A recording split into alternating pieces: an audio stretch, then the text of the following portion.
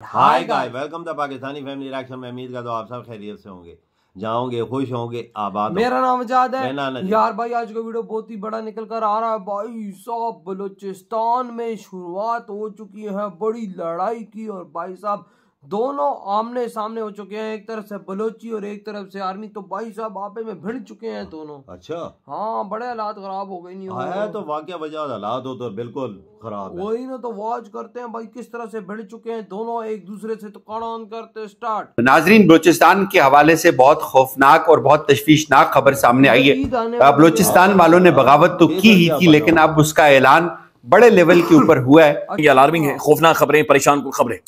जो भी कर रहा है ये ठीक नहीं कर रहा, ये मुल्क को नुकसान पहुंचा रहा है और ये एक पागलपन है जो पाकिस्तान के अंदर नजर आ रहा है। That's sad, very very sad. नाजरीन, मैं एक चीज़ आपको बताऊं कि पाकिस्तान पहले भी दो टुकड़े हो गया था पाकिस्तान की मिलिट्री एस्टेब्लिशमेंट की जिद और अना की वजह से। खुदा न खास्ता फजल रहमान साहब जो बात कर रहे हैं, अगर ये मुल्क उस तरफ जाता है तो क्या बनेगा। तोबा अस्तगफार, तोबा तोबा तोबा, खुदा मुझे माफ करे।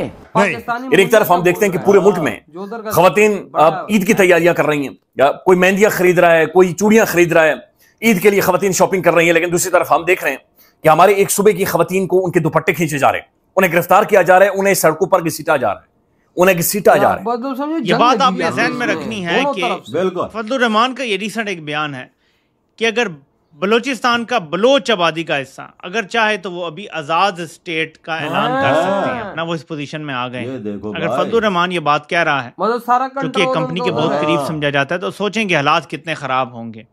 जय हिंद दोस्तों, नमस्कार। एक और लेटेस्ट वीडियो में आप सभी का बहुत बहुत स्वागत है। दोस्तों, बलूचिस्तान से एक और बहुत बड़ी खबर इस वक्त आ रही है और डॉक्टर मारंग बलोच को तो पहले ही पाकिस्तानी फौज ने गिरफ्तार करवा लिया है और अलग अलग जो है उसके ऊपर आरोप लगा रहे हैं कि भारत के साथ लिंक है, सैटेलाइट फ़ोन मिला है।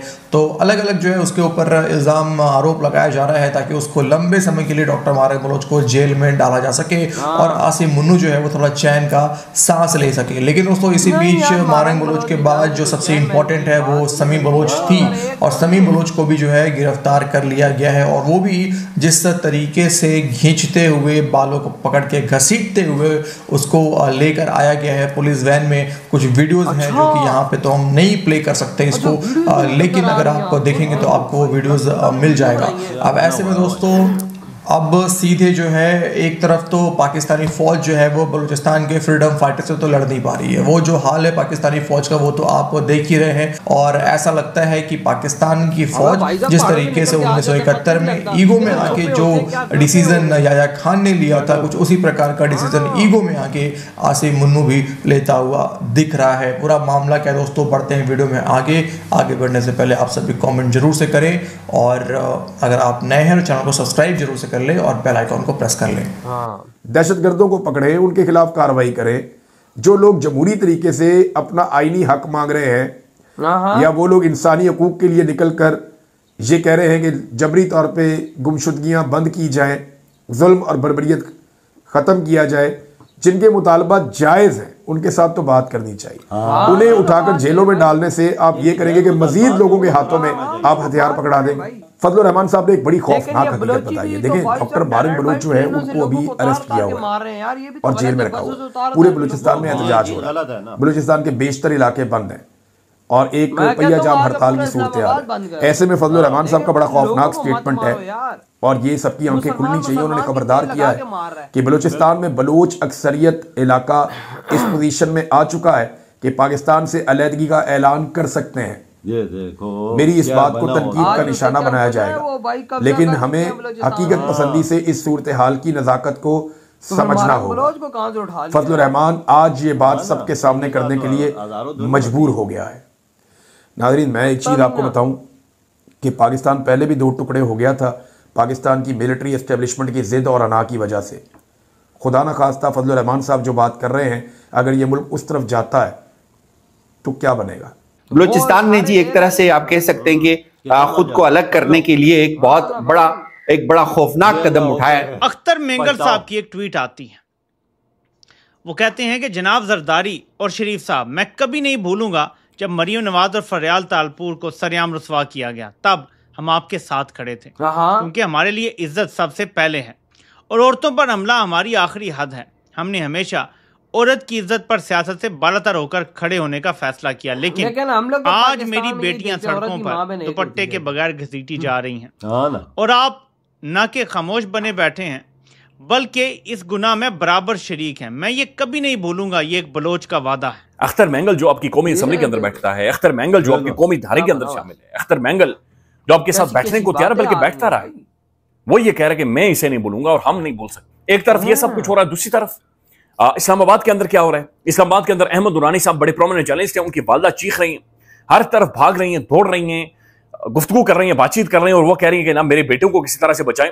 इसके ऊपर असद अली तूर साहब ने मतीउल्लाह जान साहब को एक प्रेस क्लब के बाहर खड़े होकर एक इंटरव्यू दिया है और असद अली तूर एक बहुत बड़ी आवाज है, बहुत बड़ी वॉइस है। शदीद तरीन मुश्किल टाइम में ये नौजवान बोलता है।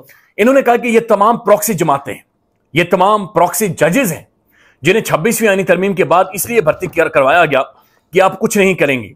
अब दाद रसी का कोई फोरम नहीं बचा, अब दाद रसी का कोई फोरम नहीं बचा।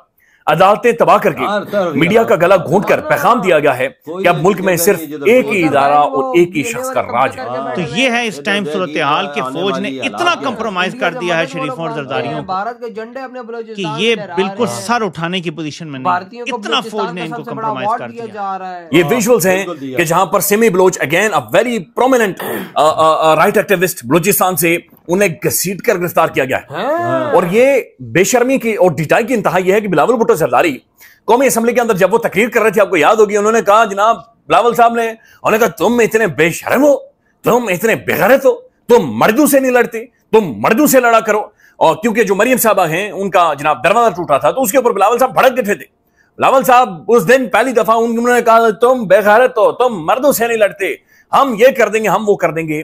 आज इन्हीं की हुकूमत है और उसी के नीचे, इन्हीं के नीचे पुलिस खवातीन को घसीट रही है। घसीट, अगर ये चेहरा एक हार्ड स्टेट का है तो ये अलार्मिंग है। चौधरी साहब को जब अटेंशन डाइवर्ट करनी होती है तो पहले तो चौधरी साहब ने भरपूर कोशिश की अफगानिस्तान के साथ कि जी जंगी लड़नी है, वहां से हमने असला जो वापस लेना है।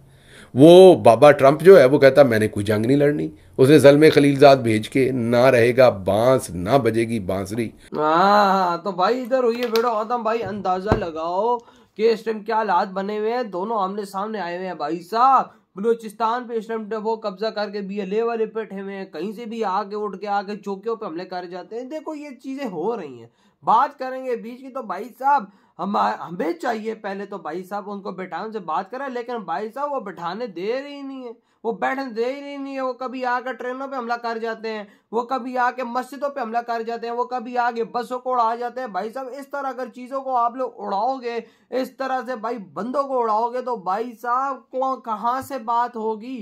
तुम लोग आओ पूरा इस्लामाबाद बंद कर दो, बोलोगे मैं कहता हूँ नहीं इल्ला भाई पूरा इस्लामाबाद बंद कर दो, बात खत्म। तुम लोग लोगों को मार रहे हो यार, बेगुनाह लोगों भाई ट्रेन जाती है, ट्रेन को ब्लास्ट करते हो, 100 बंदों को तुम उड़ा देते हो, गलत चीज है। बसों को में जाहिर से बंदा जा रहा हो तुम उसको उड़ा देते हो यार। इस तरह तो वॉर है वॉर। ऑलरेडी हमारे पाकिस्तान का क्या हाल हुआ पड़ा है उधर। तो भाई साहब हमारा एक मुल्ला पॉलिटिशियन है, वो कहता है कि भाई साहब ये इन लोगों ने कब्जा किया भाई पूरे बलूचिस्तान पे, तो ऐलान कर दें तो ये अलग हो जाएंगी। यार क्या बना हुआ देख, उधर अवार्ड भी दिया उसने बलूचिस्तान।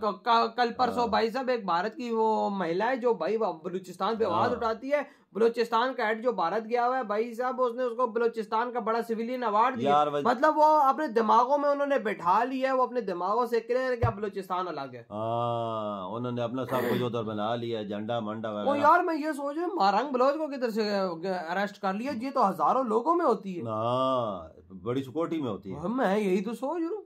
हाँ ना भाई साहब, और ऊपर से भाई साहब बलोची बोल रहे हैं कि हम ये कर देंगे हम वो कर देंगे, इधर से हम लोग पाकिस्तानी बोल रहे हैं कि हम ये कर देंगे। भाई साहब एक बात बताऊं, मुसलमान की तेल लगा के मारा, सुधर जाओ, हरकतें सीधी करो। भाई साहब क्या तुम लोगों ने बना, कभी तुमने हिंदू को देखा है आपस में इस तरह लड़ते हुए? भारत तुम्हारे साथ बैठा हुआ है, क्या वो नेपाल के साथ लड़ रहा है या कोई हिंदू देश के साथ वो लड़ रहा है? क्या अंदर हिंदू ही आपस में लड़ रहे हैं क्या? नहीं, हमें तो आज तक नहीं सुनने को मिलता। ये आपस में लड़ाई लगी हुई है मुसलमानों की, और ऊपर से कहते हैं मामला हमारे अंदर ईमान का जज्बा है। सारे ईमान का जज्बा ऐसा है कि तुम भाई ट्रेन उड़ा दो, बसें उड़ा दो, फिर भाई साहब उधर से मारंग बलोच अरेस्ट, ये वो क्या बना हुआ है? ट्रेनों को मारना या औरतों को मारना या ये लोगों पे जो बस जा रही है उसे उड़ा देना, ये गलत चीज है ना। भाई छोड़ो इन बकचोदियों को। नहीं तो भाई साहब सीधी सी बात है, पाकिस्तान का बेड़ा गर्क हुआ पड़ा हुआ है ऑलरेडी।